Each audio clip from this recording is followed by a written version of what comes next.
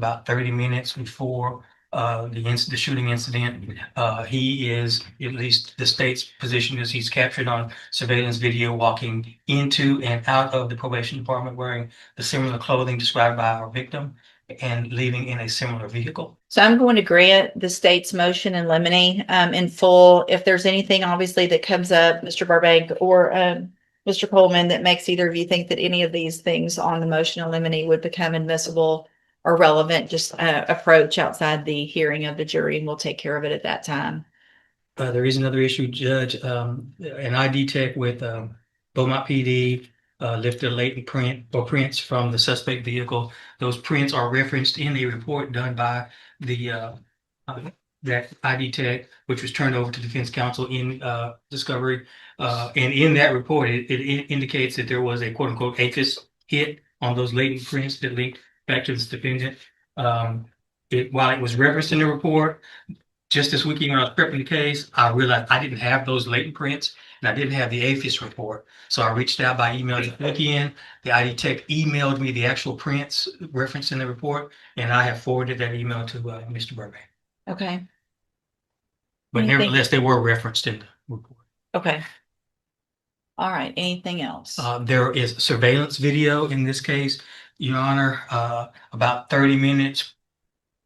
allegedly about 30 minutes before the incident, in which this defendant is seen leaving the probation department. He was scheduled to meet with his probation officer on that day, about 30 minutes before the shooting incident. He is, at least the state's position is, he's captured on surveillance video walking into and out of the probation department wearing the similar clothing described by our victim and leaving in a similar vehicle. I think it is important. Certainly, we want to put that surveillance video in. There is no identifying or markings on that video that would indicate "quote unquote" probation department or CSCD. However, I think it's important to establish that the individual by the name of Asa Jones had an appointment at the probation department that day. I am perfectly okay with not referring to it as probation department. I'm not going to elicit the employment of any sponsoring witness for that video. Like, you work for the probation department. What I wanted to say is, and I'm open to suggestions, is a government entity or agency in downtown Beaumont. He had an appointment there. This is video from that government entity. That's my proposal on how to handle it. I would think for identity, that would be relevant. It sounds like, Mr. Burbank, thoughts on what terminology would be. My understanding is they're going to put a probation officer up there. I mean, well, I mean, it is what it is. They've got, I mean, I would think if you want to, you don't have to necessarily ask exactly what agency they work for. Do you work for, a Jefferson County government agency? And then, we don't have to get into what she does or he or anything like that. You work for an agency, it's downtown Beaumont. Did this person have an appointment? And nobody goes into, I mean, obviously, if you cross-examine. Yeah, I don't know whether or not you even have to get into that. If they're going to sponsor the video saying that this was video from where I work, or not where I work, but I'm the author of this video, and that's it. You say you had an appointment, it doesn't take a rocket scientist to put two and two together. But if you say, this is a video of. Well, but I would think the point of it would be that it was they would be testifying that person with the same name had the appointment. Well, not just the video. Does it have to be an appointment? It's just that we looked at our video, we were requested to look at, I'm, the keeper of the video, it all works well. And upon a request, we got that. This is fair and accurately depicting on such and such a time or such and such a date. I mean, they can't, if they're going to say that's him in the video, then I think that opens up. Okay, well, how did you know? Just a strange person. But if he's just going to post the video and say that this was. But if that person can identify him, can the person identify? I will admit that video is not the best quality. Okay. Which is why we would like to go into the records maintained in the ordinary course of business by the agency, by the entity that would reflect that this person with this name had that appointment that day. So you're going to get further. I think it would be relevant and depending on what comes out, probably admissible for identification purposes if that person from the probation office, that we're not going to say probation office, is allowed to say that this person. Well, he just said he didn't know the person.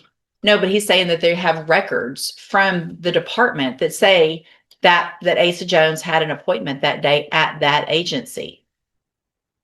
And I don't see how that's not relevant. If just based on what little I've heard about, this is clothes and identifying factors, and here we have the defendant with this name, and I think it's admissible. I think it's just a matter of tiptoeing around what the agency is, and what you don't have to say what the appointment was for or anything like that, but that he had an appointment at this agency, and I'm going to allow them to testify that. I mean, it's this person that's going to testify or knows or has personal knowledge that he was seeing her or him at the agency. It sounds like the testimony is just that he had an appointment that day. Yeah. And is that person knowledgeable in reference to the appointments that day, or is he just reading off a record? As a business record custodian. Yeah. Okay. For the record, I objected this time, Judge, and I asked that you rule on it, that it opens up extraneous. In addition to that, well, I think I filed an objections for any of the business record. He filed an objection, but I don't know that this is the type of, I mean, if it was provided 14 days ahead, then I don't know. It's not like the certificate of analysis where. Showing an objection to the cell phone records. I Specific objection. Oh, I see another objection to 911 call business record affidavit. But I guess my question is just if a business record affidavit is filed timely 14 days ahead of trial, unlike a certificate of analysis where if there's an objection, then you have to bring the witness. On a business record affidavit, I think if it's filed timely, what is the objection? I think the only objection, I'm sorry, Mr. Burbank, is to the form. It's to the form of the business record. So, or some defect in the business record.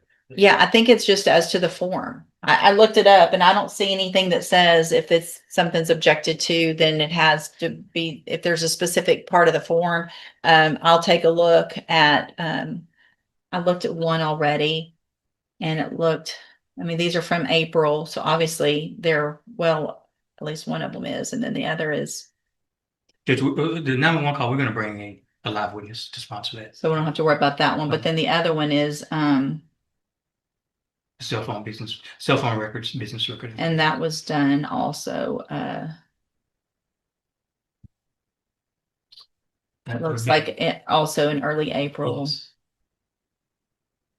Okay, unless there's an objection at the time to the form of the affidavit, then that will be overruled. I'm going to also overrule the objection with regard at this time to a witness from the probation coming and testifying. I will, I think Mr. Coleman understands, and I want everybody to understand, I am going to limit that to everyone only questioning, not mentioning probation department, not mentioning community supervisions, nothing like that. Just had an appointment. It's a governmental agency, had an appointment. Here's the video, the keeper of the video, the keeper of the records that can say there was an appointment. And then unless there's some questioning on cross that opens the door further, then obviously I would just be very careful with that, Mr. Burbank. Reference to, I have to ask, is he now going to put documentation in as the business record? I don't plan on doing that, Judge. Just a video, but not as far as. So testimony of the appointment and the video, correct? Yes, Judge. Okay. So obviously if you feel like something else has been opened after any of that, make an objection as it's happening, and we'll take it outside the presence of the jury and go from there. One last thing, I've provided Mr. Burbank with redactions. I don't know if I mentioned that, timestamps for the redactions made to the video in anticipation of objections by defense counsel, Judge. So what I'm going to ask, Mr. Burbank, for that, if you'd need to go over that, this evening or tomorrow morning early, so that if there's any objections, I want to know ahead of time so that I can watch the video before we get started tomorrow. I'm well aware of this court because in appeals that I have written, there have been several attorneys and I represented the court. I think I sent an email to the learned state counsel last week and I got them just now 5 minutes ago. That's fine. But Just I will take care of it. take a look at it this evening, tomorrow morning, whenever you have an opportunity, so that if it's something that, mainly if it's something that I have to watch. Yeah, there's just one thing. There was a interrogation or they brought him in. You're not doing anything. No, with the Judge, he invoked his right to Yeah, counsel about a minute into that You video, were, Okay. they talked for 40 minutes afterwards, but I wanted to make sure that. and I'm not, Okay. yeah. So the one that you are planning on offering is a video of what then? Body worn camera. Oh, okay. I've redacted the 911 call, in that 911 call had 2 additional unrelated calls on that same recording. Okay. And then there's a couple of other videos as well that I've redacted sound only. I don't know exactly what they are because I referenced them by their file names and the file names are pretty lengthy. Okay. I think they were both body worn cameras as well.